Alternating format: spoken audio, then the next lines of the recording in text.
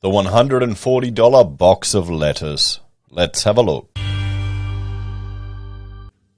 Hello everyone, Florian here, and welcome to another episode of HeiseSays. Grab your stein of coffee. Let's look at this article written by Frank Chung about a $140 box of lettuce, guys. Now, here's the thing. Remember when we were looking at all these people bitching and moaning about fruit pickers getting paid very little because, well, they were paid on pick rate and some of them just didn't perform? I've got friends who did quite well. And don't get me wrong, it's a shit industry and there's some dodgy players out there, but it's fruit picking, it's low skill. So, give and take, guys. It should be a stepping stone to other things. But, now we've got hourly rates and all these rule changes. It's going to drive up the cost of your fruit and veg. It's going to drive it up. It's going to get more expensive. Don't kid yourself. It might mean more people will start growing stuff themselves. But or which I hope will really happen, all the seconds, the stuff that doesn't look pretty that gets thrown out, maybe they start selling that. So as a cheaper alternative, that might be the sensible way to do it. What do you reckon, everyone, before we get into this? Honestly, I'd love it if everyone approached carnivore and then we had more, a regenerative agriculture with cattle, but I can see it more going down a highly processed, plant-based, bug-filled food, even more so than now. So let's have a look at this, though. $140 for a box of lettuce. Rashay's boss, Rami Yuckmore, blames labour shortages for skyrocketing costs. Okay. The owner of a popular Sydney restaurant chain has launched into a furious rant about skyrocketing costs, saying he's now paying $140 for a box of lettuce and can't afford to pass it on to his customers. Well, you're going to have to wear the cost then. If that's what's going to happen, you're going to have to wear the cost if you don't want to pass it on. But Rashi's co-founder, Rami Yuckmore, who made headlines during COVID for clashing with police over masks and speaking out against banning unvaccinated diners, says labour shortages, not the floods, are to blame for rising prices. I'm disgusted. I'm really disappointed with what's going on out there, guys, the outspoken restaurateur said in a TikTok video. Listen to this. We are buying a box of lettuce for $140. How much are we going to pass on to the customer? How can we pass on that expense to the customer? Even the big fast food giants have stopped serving their magic burger because this is worth what? $7-8 over a head of lettuce. Well, you're either going to absorb the cost and bear it as part of doing business, or you're going to pass it on to the customer. That's what you're going to do. This is called inflation. Okay? This is what happens. So he can't believe this. Guys, just to get lettuce to our restaurant is costing us so much money, there is no way customers will come back if we pass on that cost. Adding beef prices had also gone through the roof. And you know what they tell us? Let's blame the floods. You know what I call bullshit. You know what the real problem is? The real problem is we're short labour. The real problem is no one is out there to pick cod lettuce. There's no one out there to pick iceberg. There's no one working in our farms. There's no one working in our country abattoirs. That's why prices have gone up, and they're covering for it. I wouldn't say they're covering for it. Well, the cattle stock has dropped. You are aware of that. It takes time for it to rebuild. There's a loss during the bushfires, and that's not, bullshit. That's true, and it'll take time to rebuild it. So, and prices go up. Plus, we've got inflation too. It's all coming together. So, he said it was time the government stepped in. Why is everyone calling for the government to step in? And said, listen, we're going to open the gates. We're going to let people here. We're going to make it easy for small business to run their business. We're going to let people come into the country and work here. Okay. So he's calling for the government to get out of the way for people to come into the country to work. What do you reckon, everyone? Do you think it's going? I bet you all the people coming over will love working for the higher rates than they could in the past. What I don't get is why don't people who are constantly unemployed or complaining it's hard to find a job, why don't they go labour hire for like general labouring on site, that type of stuff? So anyway, guys, this is getting ridiculous. Now ask for something to be done. Speaking to news.com.au on Friday, he insisted the labour shortages were responsible for price increases in produce. I can tell you firsthand, he said. I was on a lettuce farm in Melbourne last week. They had 6 people on, and usually they have 40. The floods did contribute in the early days, but it's got nothing to do with what's happening today. So he said government needs to once again incentivise people to come to Australia to work, with something similar to the £10 POM scheme after World War II. We're at that level now. Well, what do you reckon, guys? Bring back the £10 POM scheme. I mean, my father immigrated from Germany. He went from East Germany, or East Berlin, to West Berlin, and he applied for, where was it, Argentina, as Germans do, back then, South Africa, United States, Australia. I don't know if he applied for New Zealand, but Australia was the first one to take him. So he immigrated over with his first wife and kids. He took a cruise over here so he could learn English on the boat as he arrived. And then he got off the boat and got a job. I guess you could do it back in those days, couldn't you? Do we need that? I mean, this is, again, another call for opening the floodgates to bring more people here in Australia. Now, I'm all for a bigger Australia. I've got no problem with it. But you need to realise the infrastructure needs to keep up with it. There's no point having a huge, bloody big Australia and our GDP going up, but on per capita it's going down. And our water isn't meeting the requirements. Our hospitals and schools are strained. Honestly, our schools we can instantly increase the capacity of our schooling if we just ditch a whole lot of the rubbish from the curriculum. I know we could all mention a few things. But anyway, that's the juggling act. And I did a video just looking at our potable water here in Australia, and it just hasn't kept up with the population growth. That's an important thing. And you have, what they'll do is, well, here's a funny thing. You know how Australia, we're all meant to be this horrible carbon polluter, because on a per capita basis, if we are burdened with all the guilt of the coal that we export and it's burned overseas for some reason, apparently we have to be responsible for that.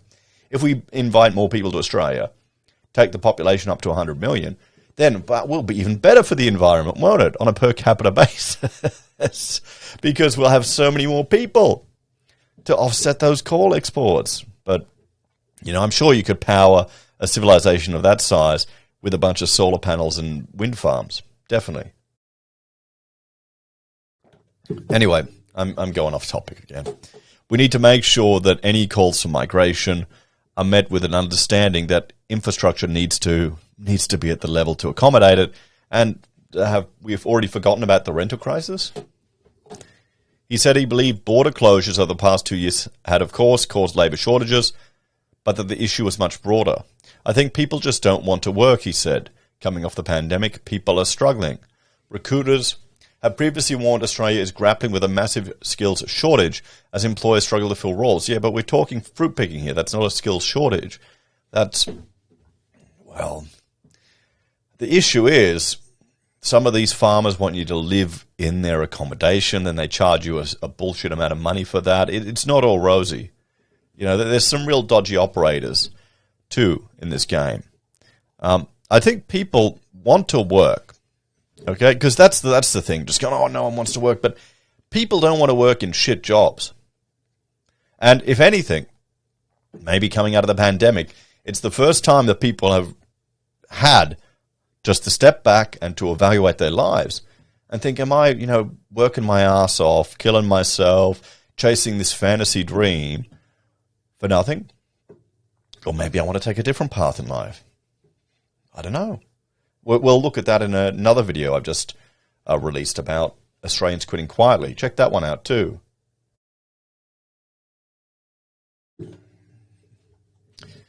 Graham Wynn from Superior People Recruitment told news.com.au in June that he had never seen it this bad before. This is the worst and most difficult it's been to find people, adding it was across the board. Salespeople, technicians, a bit of IT, we're struggling with as well. But even the more basic roles, which don't require any experience, like receptionists, we're even struggling to find those at the moment. Yeah, I mean, I keep an eye on the architecture market. I get Seek to send me all the jobs just to see what different practices here in Brisbane are doing to get a kind of a feel for it. And it's nuts. It is nuts. I haven't seen this much activity in years. So, Mr. Yukamore agreed, saying his businesses were getting hit with a double whammy as a result. It's affecting the price of produce, and we're getting hit with staff shortages, right from the top level all the way down to waiters. My head office employs 60 people and we're struggling. It's just permanent recruitment. What used to take 4 weeks to find, you're now looking at 3 months. He argued lockdowns were to blame for the general malaise along with COVID itself. I think we've trained people to stay home with lockdowns and all the rest, he said. We've told people, listen, it's okay to stay home. I reckon a lot of people in the community are mentally drained on the back of the pandemic. People are finding it hard to just survive at the moment. How? Isn't it all over? I guess it's just your perspective. If you're in a fear bubble, it's never going to be over. That's the scary thing. Some people are going to be living with this fear for their entire lives. You know, in 50 years' time, we're still going to see nutters terrified.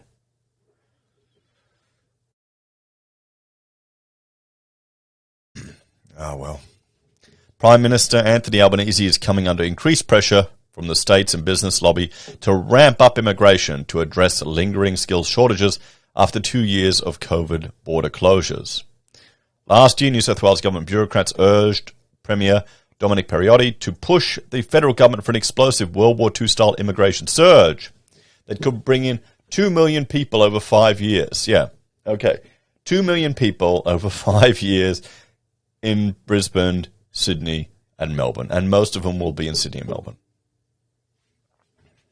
Okay.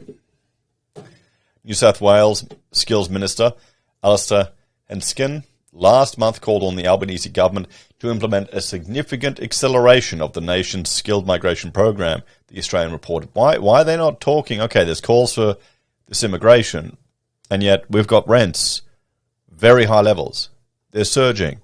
You've got a rental crisis. You've got people in the regions who can't find anywhere to live. You've got the whole not in my backyard crowd just exacerbating what's been a problem for a long time. You've got councils that aren't allowing any development to happen.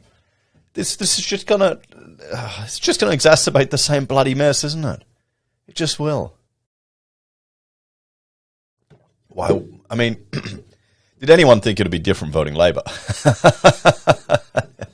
You know, if you stick with the two majors, guys, there's very little difference between them. You know, very little difference. Australia's annual inflation rate rose to 6.1% in the June quarter. Figures released last week show the fastest since December 1990.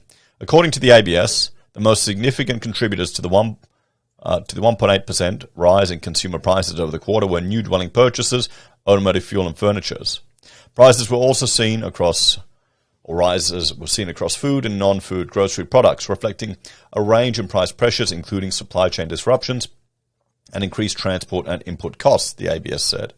Fruit and vegetable prices were up 7.3% compared to the same quarter last year. Meat and seafoods rose 6.3%. Bread and cereal products were also up 6.1%, while dairy and related products increased by 5.2%. Fruit and vegetables rose 5.8% due to heavy rainfall and flooding. Yep. COVID-related supply chain disruptions. Yeah, well, takeaway food, dinner vouchers, it's all anyway. Let's jump and look at the comments. Let's see what they're commenting about here. So, John, $140, you've been ripped off, or are you looking for free publicity? Probably. I mean, let's not kid about it. Labour shortages traditionally mean pay rises, mythical for the past decade. Thus, employers are seeking mass immigration to keep wages down. Yeah, kind of. I mean, Australians haven't really, well, we haven't seen wage rises in forever. I mean, we're a colony on the edge of the world, guys. And we're in a different world now. If our wages get too high, it's going to be more cost effective to import things. So, I mean, we'll be getting letters from the other side of the world. This is a very simple explanation why you're short on labour. It's because you don't want to pay any more than the minimum wage. Well, no, they've put wages up now. Instead of paying pickers by the box, we can sometimes be even less than minimum wage. Oh, I mean, this is the thing, guys. The minimum wage is an artificial intervention in the market. People who don't have the skill capacity to work at that level, to produce that value, won't get employed, generally, or they'll get government jobs. Maybe we know why the government is such a big employer.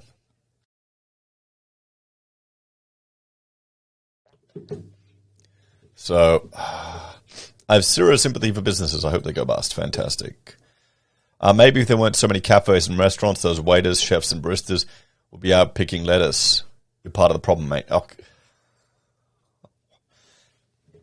Businesses are part of the problem. Businesses that create jobs and provide services are part of the problem. No one will work on the farms because wages are not high enough to survive on in this country, with inflation so high. Working conditions suck and low pay means only people willing to do it those who come in from overseas. The government during the pandemic killed off that source of labour. Time the government opens the borders and protects those immigrants from being paid a fair wage. Hopefully with the change of government things will start to change quickly rather than slowly as they did in the past. We'll have to see. What a clown, already one of the easiest countries to start a business in. 5 minutes to get an ABN, another 5 to lose your life savings. How much easier could it be? Yeah, it is a pain. Oh, please, this was neither furious nor a rant, just a business owner who is forthright with his... No, you want it to be a rant. People like the rants. Anyone ever heard work for the dole, stop free money?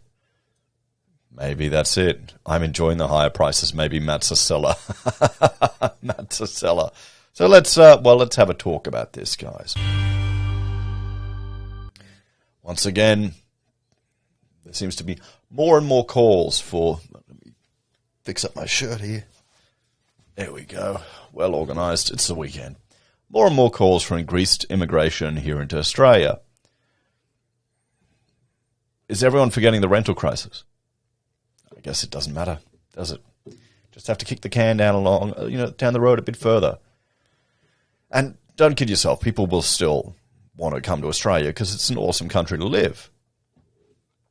But we've just got to make sure there's still opportunities for people when they get here. You tell me, guys. What do you reckon? Are you all surprised? Anyway, thanks for watching. Like, share, subscribe to the channel. If you're a fan and enjoy the content I discuss here, there's a few ways you can help out via YouTube or Patreon, using our referral links, buying our merch, or calling us if you need an architect. Take care, everyone. Have a great day. I'll see you next time.